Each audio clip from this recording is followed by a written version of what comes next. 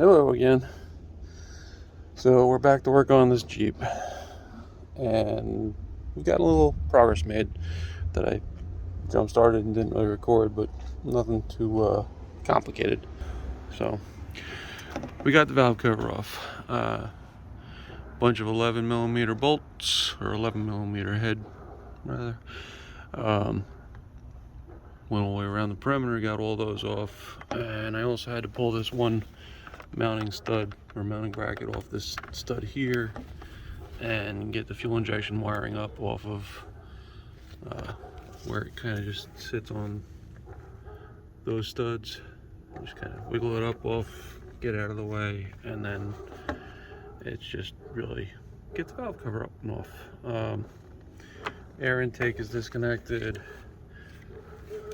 vent lines off the valve cover, pulled off. Just did some basic cleaning. Doesn't look awful. I mean, it's dark, but there's not a lot of scale under the valve cover or on the head itself. Now, this is the drain from the cowl, and you should be able to see that. It's got a big old hole in it, so eBay to the rescue. You got one from somebody. It's also got the little flapper at the bottom that's missing off that one. No big deal. Another 11 millimeter socket nut that holds it on that stud on the firewall there. So easy fix. What I don't know is what caused it to melt like that. So again, some of the plastic sheathing is missing. You know, it's there, but it's missing here. So it's possible that there was a bit of a fire there, but at the same time, I don't think it would have been a really big fire because I don't see a lot of other damage. You know, this stuff up here is all pretty intact, pretty normal looking for the age. So, you know, under the hood, don't see any real burn sign. So, whatever happened, it's an easy enough fix for that part. And we can get some more of this plastic.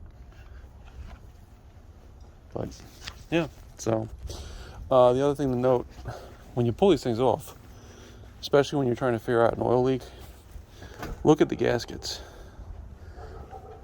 When I pulled it off, so this is the back of the valve cover, there was oil right across that lip, and on the valve cover gasket, the whole top surface of it was wet across the back. These things are notorious for leaking from the back of that and making it look like a rear main seal leak. They're also notorious for having real rear main seal leaks. So it's kind of tomato situation. You know, solid engine works well, lasts forever if you maintain it. Leaks oil. So trade-offs in life, I guess.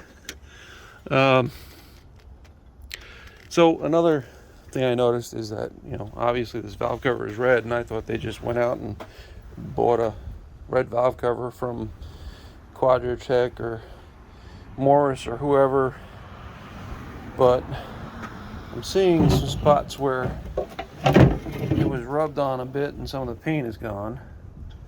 Well, it could still be a purchased red valve cover from somebody, but I'm also seeing that these gasket doohickeys got paint on them. These are the spacers that go in the holes for the valve covers to make sure that you don't crush the living daylights out of the valve cover gasket when you put it on and warp the valve cover. It's just a little bit of plastic or rubber in there with a metal cap, kind of like a body mount, if you've seen one of those, if you've played with a body lift. So it just, again, it goes through the hole. This metal cap goes all the way through. This will contact the head, allow you to reach proper torque on the bolt, or excessive torque if you're silly and do that, without actually deforming this valve cover.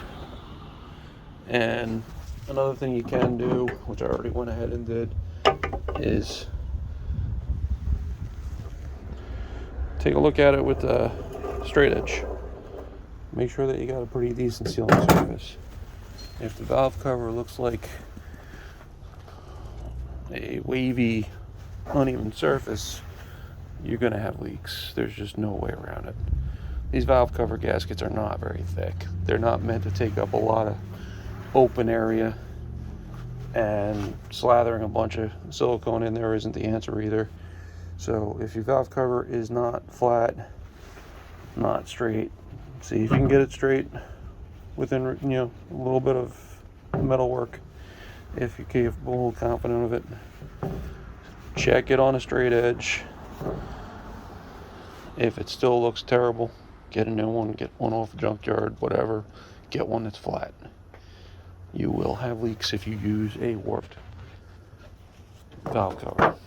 So we'll be putting in that, and we've got a nice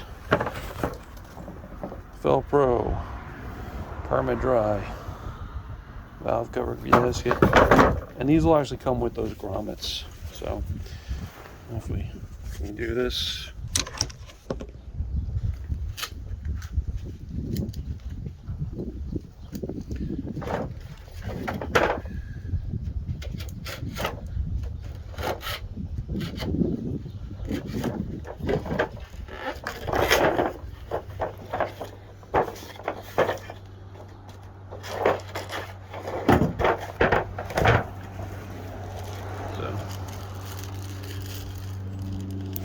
you can see it comes with a bag of the rubber grommets.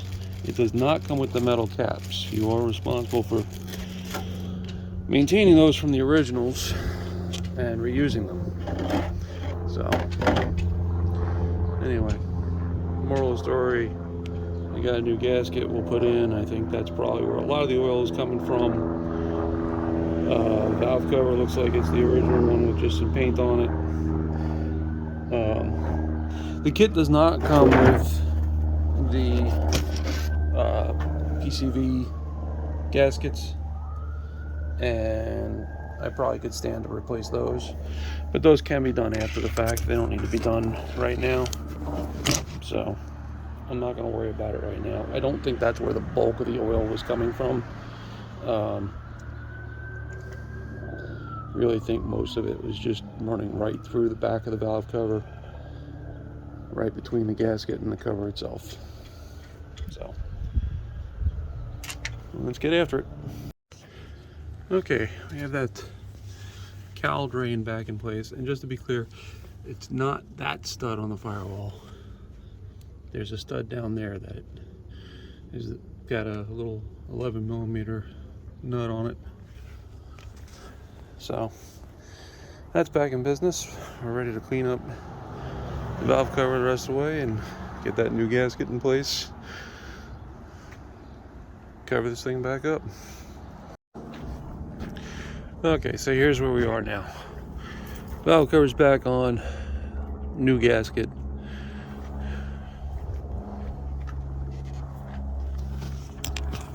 We replaced the cowl drain.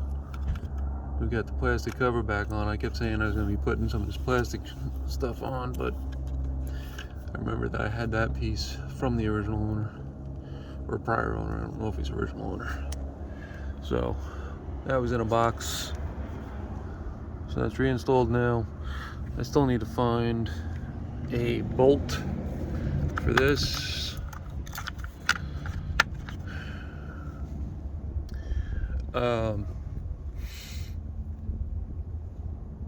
There was definitely a leak on this valve cover gasket.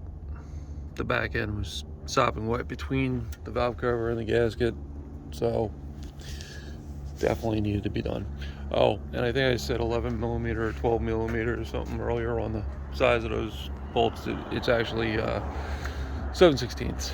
So that's just another one of those fun things with Jeeps where half the stuff is SAE, half of it's metric, and yeah, just lots of fun. Just for grins, I went ahead and cut this boot open because I'm going to throw these shocks out anyway. You can see.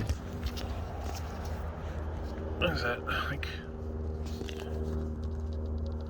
2.5 inches of travel. So I was talking about that earlier. Just mismatched shocks versus lift versus bump stops. So there's no way this thing would have worked well. Add to that, came under here and started looking at what comes next because I did the valve cover. So now I need to do the oil pan. Look at the bend on that skid plate. That drive shaft is about 1.25 inches, 1.5 from hitting it.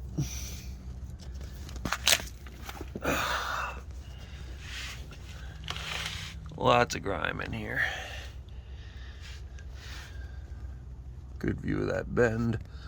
That thing is up in the transmission. And these bolts are stuck, or the nuts are just spinning in the frame on both sides. So we're gonna have to cut those off. Yeah. Oh, and I don't know if I'm able to see this. There's at least one missing bolt on the oil pan. Just not even installed. So, yep. We'll have to get that replaced. So again, for the price, because I can do the work myself,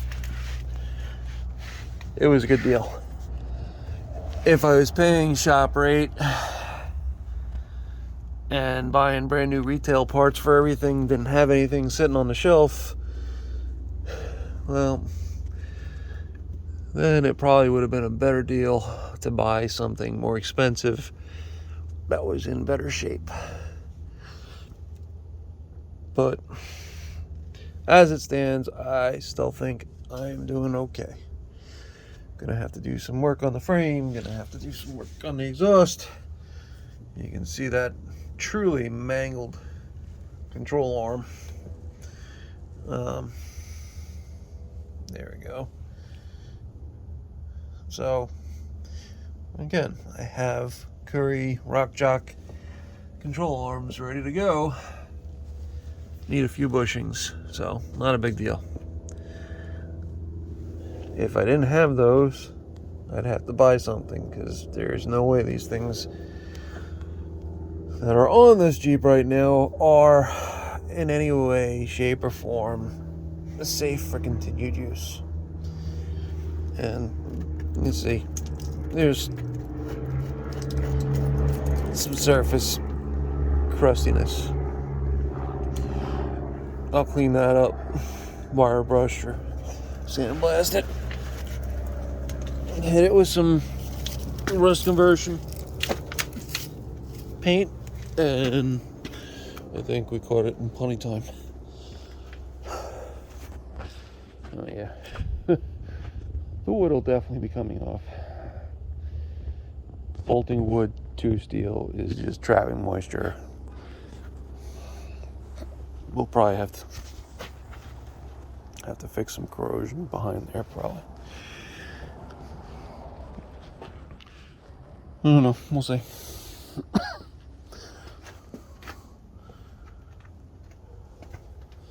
All right, I don't know. It's cold out. It was in the high 20s, low 30s today. And so I'm beat. So I'm probably gonna take it easy. I may try to get that skid off. I think the 2 bolts into the main skid will come out okay. The 2 into the frame, like I said, I got to cut. So I may challenge that and then clean up and go inside. But not a bad day's work. We got the valve cover gasket replaced. We got the bolts snugged down nice and tight. We got that plastic thing fixed for the wiring loom. We got the cowl drain replaced. So we made some progress. And that's it. You know, as long as every time you touch it, you make a little bit of progress, you get it done eventually. If I was in a race, well, I would have already lost. Yeah, look at that. That doesn't go there. Huh. That's one of these guys over here.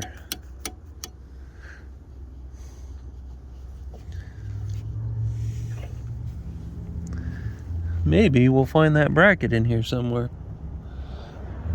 That's supposed to be holding this mess. I don't see it though. I don't think I'm gonna get that lucky. Alright, until next time.